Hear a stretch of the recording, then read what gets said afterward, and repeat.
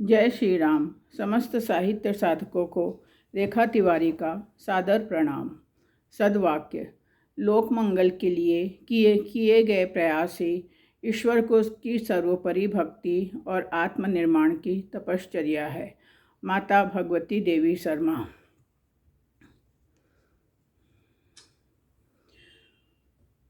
बसंत का नौ उल्लास लिए स्वास्तिक पत्रिका आई है, जिसके सृजनशीलता के पथ पर नित्य नए रंग बिखर रहे हैं।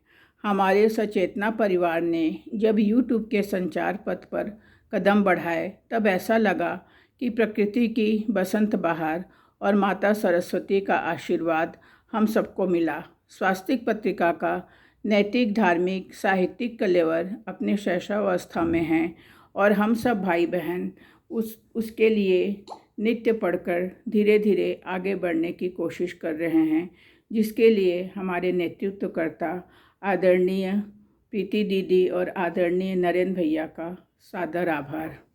भाइयों और बहनों, मेरे द्वारा लिखा गया एक छोटी सी कहानी,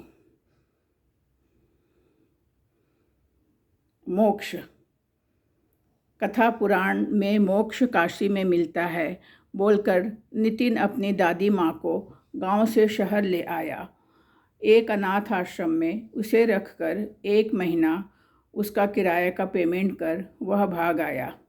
दादी की प्रॉपर्टी पर उसका हक था और दादी की सेवा करने रीमा के ताने भी उसे अब नहीं सुनने पड़ेंगे। यह सोच उसने चैन की सांस ली। उधर दादी को 1 महीने बाद वृद्धाश्रम से निकाल दिया गया। भीख के कटोरे लेकर वह मंदिर के बाहर बैठ जाती थी। करीब 1 महीने तक भगवान से गुहार लगाकर वह परेशान होकर जब अपने फुटपाथ में आई तो वह खुश थी। कभी भी वह हिम्मत नहीं हारी थी। पास ही बिल्डिंग बन रही थी और मजदूर के बच्चे खेल रहे थे। दादी अब उस बिल्डिंग में रहती थी। दिन भर मजदूरों के बच्चों को रामायण, गीता और पौराणिक देवी देवता की गाथा सुनाती और दूधमुँहे बच्चे को खिला पिलाकर उसका ध्यान रखती थी। और भी बाकी मजदूरों के छोटे छोटे बच्चे जो वहाँ खेलते कूदते थे, उनको भी नहलाना धुलाना, खिलाना पिलाना करके उनका भी वह ध्यान रखती थी। पहले तो मजदूर डरे कि कहीं ये बच्चे चुराने वाली तो नहीं है, लेकिन जल्द ही उनकी भलमनसाहत से वे परिचित हो गए। अब दादी को रहने और खाने की दिक्कत नहीं थी। वे खुश थी अपने नन्हे पोते पोतियों के साथ, बल्कि उन्हें अपने बेटे से ही मोक्ष मिल गया था, जहाँ वह उसके बुलाने से भी कभी नहीं जाती। जीते जी स्वर्ग और नरक यही हैं। दादी ने जान लिया था, मरने के बाद कौन देख सकता है सदगति या दुर्गति को, लेकिन दादी ने जीते जी अपने बेटे के घर नरक जैसा उनका असम्मान व्यवहार देखा था। सो उसे उस घर और उनके सदस्यों से ही मोक्ष मिल गया था। उसकी नरक यात्रा खत्म हुई।